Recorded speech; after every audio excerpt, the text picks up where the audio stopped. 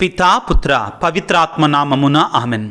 ప్రభునందు మిక్కిలి ప్రియ సహోదరి సహోదరులారా, ఈ వాక్య పరిచర్యకి మిమ్మందరినీ ప్రేమతో ఆహ్వానిస్తూ ఉన్నాను.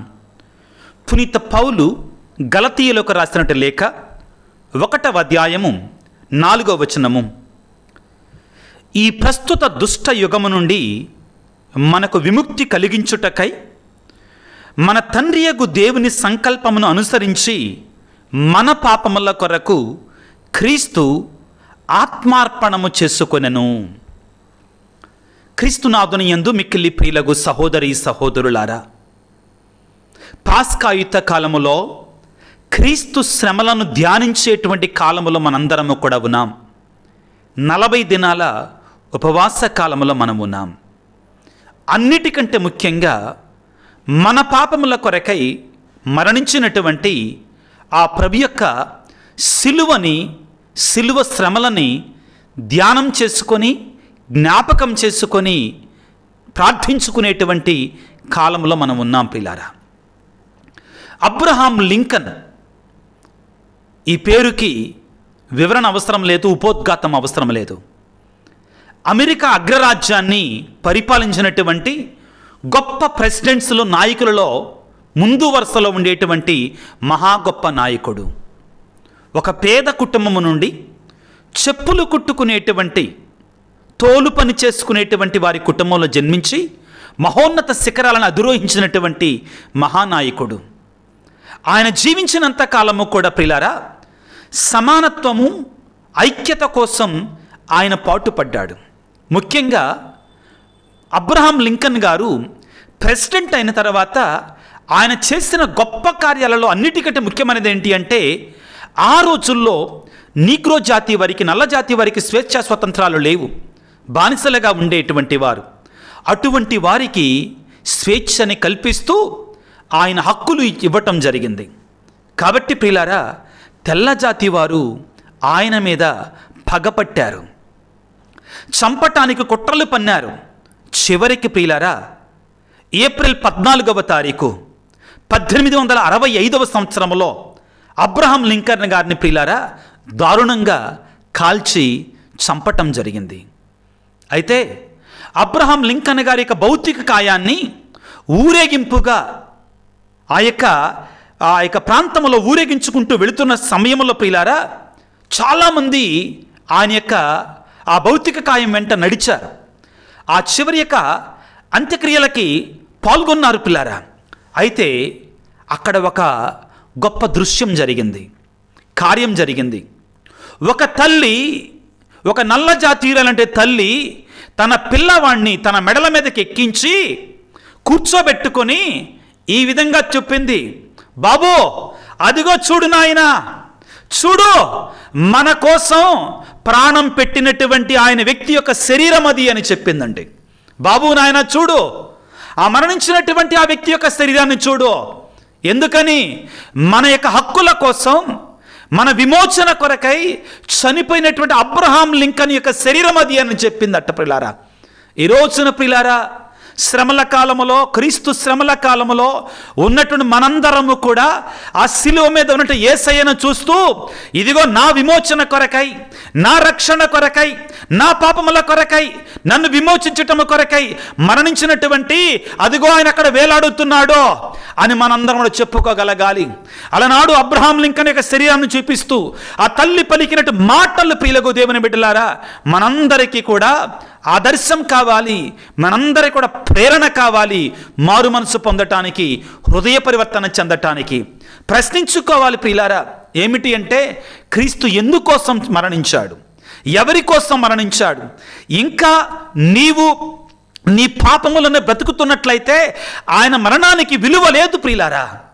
ఇదిగో ఏ విధముగానైతే అబ్రహాం లింకన్ తాను మరణించి నీగ్రో జాతి వారికి స్వేచ్ఛ స్వతంత్రాలు ప్రసాదించాడో, ప్రియులకు దేవుని బిడ్డలారా, క్రీస్తు ప్రభువు కూడా తాను మరణించి ఒక జాతి కోసం మాత్రమే కాదు, ఒక తెగకు మాత్రమే కాదు, యావత్ ప్రపంచంలో ఉన్న పాపులందరికీ కూడా, మనందరికీ కూడా సాతాను యొక్క బంధకాల నుండి విమోచన ప్రసాదించాడు. ఒకవేళ ఏ నల్ల జాతీయుడైనా కానీ అబ్రహాం లింకన్ నాకు స్వతంత్రం ఇచ్చినా కానీ, అబ్రహాం లింకన్ నాకు స్వతంత్రం కోసం హక్కులు ఇచ్చినా కానీ నేను ఇంకా బానిసగానే బ్రతుకుతాను అన్నాడంటే అతనికంటే మూర్ఖుడు మరొకడు ఉండడండి. అదేవిధంగా మనం కూడా ఒకవేళ ప్రియులకు దేవుని బిడ్డలారా ఆయన చేసినటువంటి ఆ ప్రాణత్యాగాన్ని గుర్తుంచుకోకపోతే, ఆ ప్రాణత్యాగాన్ని మనం జ్ఞాపకం చేసుకొని ఆయన ఇచ్చినటువంటి ఆ స్వేచ్ఛ స్వతంత్రాలకి, ఆత్మీయమైన స్వేచ్ఛ స్వతంత్రాలకి మనం విలువనివ్వకపోతే, పాపాన్ని విడిచిపెట్టకపోతే, ఆయన దగ్గరికి రాకపోతే ప్రియులారా, ఇదిగో ఆయన మరణానికి మనం విలువనిచ్చినటువంటి వారం ఉంటాం. ఆయన యొక్క మరణానికి ఉన్నట్టు విలువని మనం తెలుసుకున్నటువంటి మూర్ఖులుగా బ్రతుకుతున్నటువంటి వారం అవుతాం. ఎందుకు మరణించాడు యేసు ప్రభు?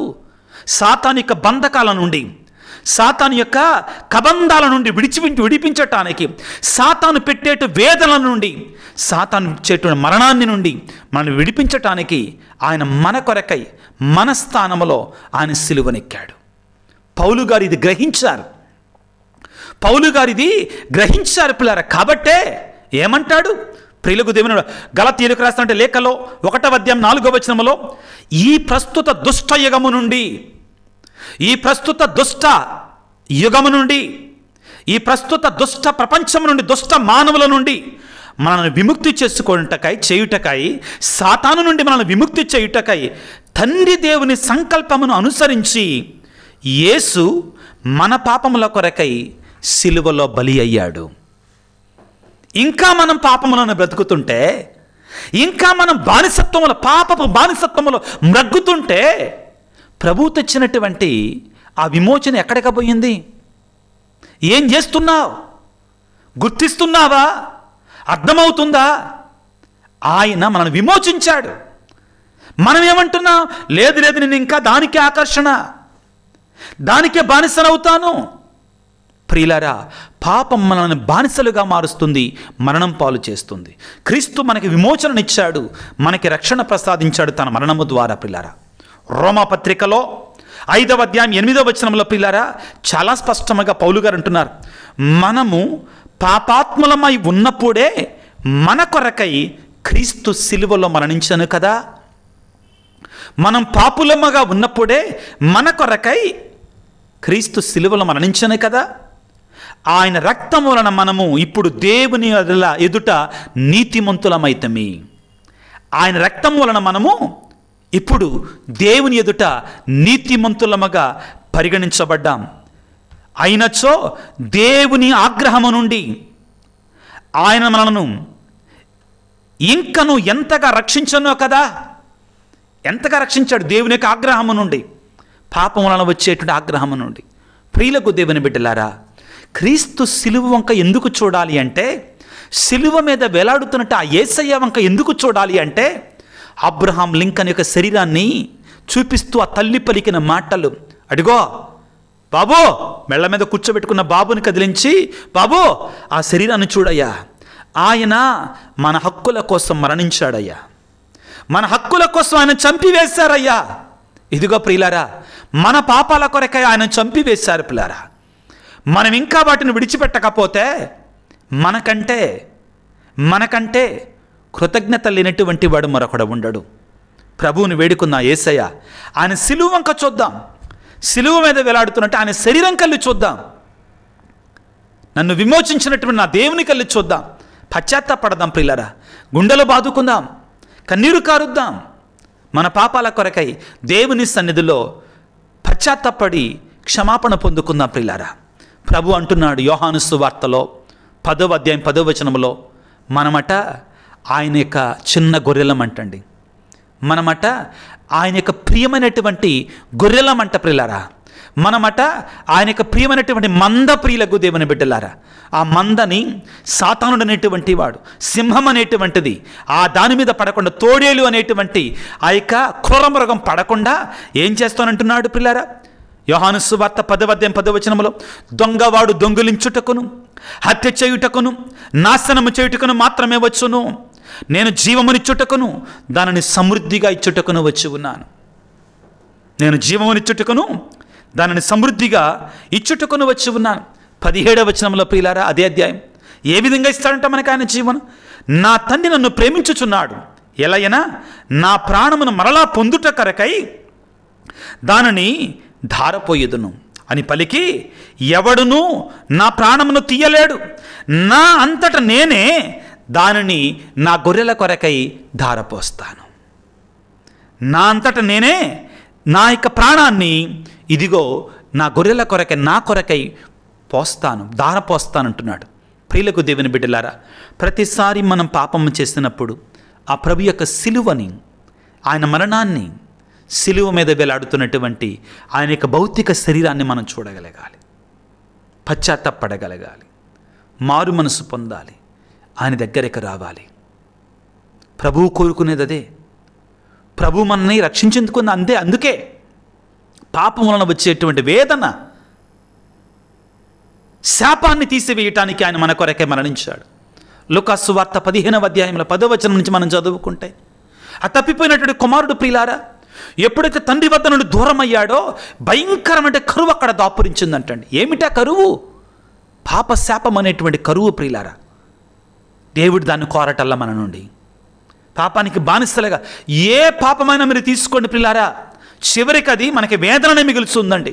తాగుడు, తాగినప్పుడు ఆ క్షణం పాటు ఆనందం, అయిన తర్వాత కుటుంబం చిందరవందర, ఆర్థిక ఇబ్బందులు, అవమానాలు, చిత్కారాలు, నిందలు, శరీర కార్యాలు, అక్రమ సంబంధాలు మరణానికి దారితీస్తున్నాయి, చంపుతున్నారు పిల్లారా. కుటుంబాలు చీలిపోతున్నాయి పిల్లారా. అబద్ధాలు ఆడటం, ఒకసారి 2 సార్లు, తర్వాత నమ్మేవాడే ఉండడం, దొంగతనం, దొంగ అనే ముద్ర, ఏదైనా కాని పిల్లారా ప్రారంభంలో అనుకుంటాం మనం ఏమమ్మ చేసిన పాపంలాగా. అది ఆ పండు చూడటానికి కనుకలో ఇంపుగాను, నోటికి రుచి, ఏమో తినను కూడా తినలా. ఇంకా ముందే ఊహలో పాపం అలా ఆకర్షిస్తుంది, చివరికి నరకం పాలు చేస్తుంది. ఆయన సిలువ శ్రమలను చూసేనా కానీ విడిచిపెడదాం. ఈ శ్రమల కాలంలో 14 స్థలాలు సిలువ మార్గాల్లో పాటిస్తూ ఆ ప్రభు యొక్క సిలువ శ్రమలను చూసి మన పాపాన్ని విడవడానికి ప్రయత్నం చేద్దాం. అందుకు కావలసిన శక్తిని మనకు దయచేయమని ఆ సిలువనాథుని ప్రార్థన చేసుకుందాం. సర్వశక్తిమంతుడా, సర్వోన్నతుడా, ప్రేమమయుడా, నీకు స్తోత్రాలు, వందనాలు. ప్రభువా, నా కొరకై, నా పాపముల కొరకై సిలువలో మరణించినటువంటి సిలువధారి నీకు వేలాది వందనాలు, స్తుతులు, స్తోత్రాలు. ప్రేమమయుడా, ఇదిగో నేను నీ సిలువ వంక చూస్తూ, నీ సిలువను ఆరాధిస్తూ, నీ సిలువ నుండి శక్తిని పొంది నా పాపాన్ని విడిచిపెట్టి నీ బిడ్డగా మారడానికి నాకు శక్తినివ్వయ్యా. నా శక్తి నాకు చాలదయ్యా, నీ శక్తి నాకు కావాలి తండ్రి. ఈనాడు ఎవరైతే ఈ వాక్య పరిచర్యలో పాల్గొంటున్నారో ప్రతి బిడ్డను దీవించండి ప్రభువా. నీ ఆత్మ అభిషేకాన్ని మాకు దయచేయండి. పాపాన్ని విడిచి అనుగ్రహపూర్వకమైనటువంటి ఆశీర్వాదకరమైనటువంటి నీ సన్నిధికి రావడానికి మాకు శక్తినివ్వండి ప్రభువా.